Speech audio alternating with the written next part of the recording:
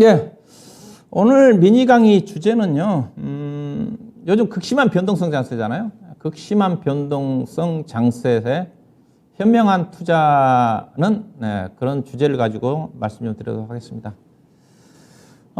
요즘 시장 상당히 현기증 나죠, 했어요. 일단은 작년 연말부터 해가지고 배당락 이후에 코스피 지수가 급락을 했고요, 그렇죠? 배당락 이후에 아마 배당락 당일날 이런 배당락 지수를 하향 경우가 없었거든요. 그래서 제가 작년 연말에 제가 배당과 관련된 강의를 좀 하면서 배당락을 그래도 올해는 거의 뭐 공짜로 좀 받을 거다 그렇게 했는데 40포인트 넘게 떨어졌어요. 넘게 떨어졌는데 이거죠, 있어요. 52포인트 떨어졌고 배당락 당일날 그 다음 날도 44포인트 떨어졌고 작년 연말에 100포인트 떨어졌고요. 또 연말 2월 2일, 3일 날 연속 떨어졌고 다행히 이제 어제 오늘 이틀 동안 반등이 좀 나왔어요. 이게 문제는 지수의 변동성뿐만이 아니라 앞서 이제 지수의 변동성 같은 경우 지난 1월 3일 같은 경우 40포인트 빠졌다가 마이너스 7포인트로 끝났잖아요. 제가 변동성이라는 것 자체는 지수에 따른 그런 어떤 변동성도 있지만은 종목에 따른 변동성도 상당히 커요. 종목별 변동성이 큽니다. 특히 이제 이번 주 들어서 종목별 변동성이 엄청 크죠. 작년 연말에는 이제 배당락 함정에 빠진 종목들 중심으로 변동성이 컸지만은, 이번 주 들어서 특히 어제 오늘 같은 경우 보게 되면, 종목별 업종별로 변동성이, 지수는 변동성이 많이 잦아졌지만 오늘 같은 경우도 보면 업종별 종목별로 엄청 변동성이 확대가 됩니다. 이런 변동성이 좀 더 이어질 수밖에 없는 것 자체는 왜 그러냐, 변동성이 왜 생기느냐. 시장의 변동성 자체는 외국인 수급에 따른 변동성이죠. 지수의 변동성은 오늘은 앞서 얘기했다 외국인 현물을 샀지만 선물에 따른 변동성입니다. 선물 가지고 외국인 투자가들이 왔다 갔다 함에 따라 가지고 앞서 이번 주 화요일 같은 경우는 40포인트 넘게 떨어졌다가 그때 선물 7천억 받았다가 종가 2천억 정도 줄이면서 마이너스 7포인트 가까이 반등시키고 그런 쪽인데 특히 이제 종목별로 변동성이 많이 나타나는 이유 자체가 이것도 이제 수급 부분인데요. 현재 수급의 주체는 외국인이고 기관 투자가를 전혀 힘을 발할 수가 없는 쪽인데 외국인 투자가들이 주식을 살 때는 그래도 변동성이 크지가 않아요. 앞서 오늘 외국인 5천억이 들어왔다고 했잖아요. 외국인 투자가들은 신규 자금을 가지고 들어옵니다. 그래서 오늘 외국인 투자가 신규 자금을 가지고 들어와서 5천억 샀다는 것 자체가 의미가 있다고 그랬고, 근데 문제는 뭐냐면 기관 투자가들의 종목별 변동성을 야기시킨다는 겁니다. 기관 투자가들은 돈이 안 들어오거든요. 돈이 안 들어옵니다. 돈이 지금 신규 자금이 들어올 수가 없죠. 기관 투자가들의 자금이라는 것 자체는 투신을 중심으로, 물론 연기금 같은 자금이 있을지 모르겠지만 투신 같은 게 개인 투자가들의 펀드 자금이 들어와야 되잖아요. 근데 기관 투자가들이 돈이 없어요. 그러면 어떻겠습니까? 교체 매매를 합니다. 교체 매매를.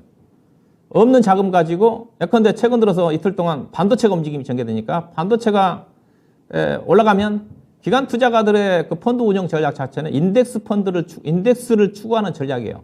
지수를 따라가는, 추종하는 펀드를 구성을 합니다.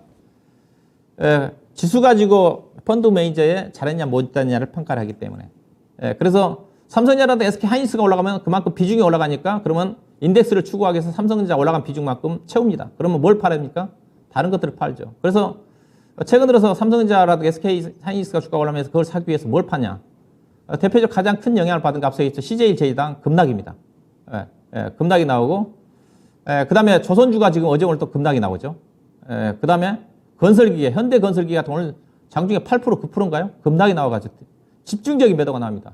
음식적 쪽 보게 되면 CJ 제이당, 오리온, 외국 투자가들이 엄청나게 그들 종목들 변동성을 엄청 쉽게, 음식료 쪽이 그렇게 변동성 크게 나올 수 있는 쪽은 아닌데 상당히 변동성이 크게 나오고 있는 것 같습니다. 수급의 쏠림 현상이에요. 이게 수급이 안 좋다 보니까 한쪽이 부풀리면 한쪽이 죽습니다. 그러니까 삼성전자라도 SK 하이닉스가 주가가 올라가면 다른 것들 주가 못 가는 거예요. 못 가는 겁니다. 내일 또 마찬가지겠죠. 내일 또 만약에 삼성 SK 하이닉스가 추가적으로 주가가 올라가면서 내일 올라갈 것 같지는 않지만은 올라가면서 그쪽에 수급이 집중되다 그러면 기관 투자가들이 다른 쪽으로 팝니다. 그에 따른 변동성입니다. 이런 것들이 왜냐하면 수급이 개선될 때까지는 변동성이 나올 수밖에 없을 것 같아요. 없을 것 같은데 그러면 어떻게 해야 되느냐? 어떻게 대응을 해야 되느냐?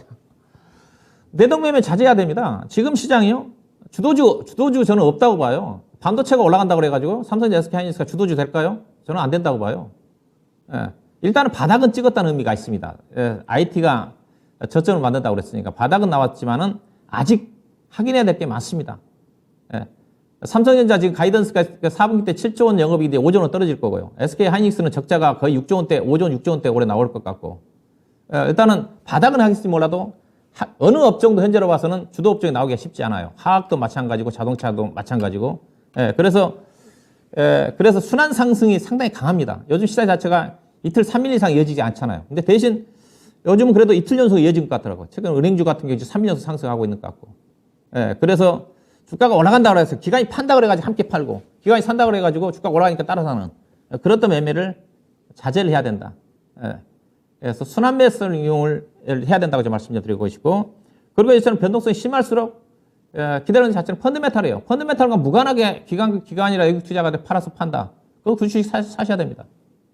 사셔야 되고 그리고 너무 급격하게 기관이나 외국 투자 사서 끌어올린다. 따라가서는 안 된다고 좀 봐요.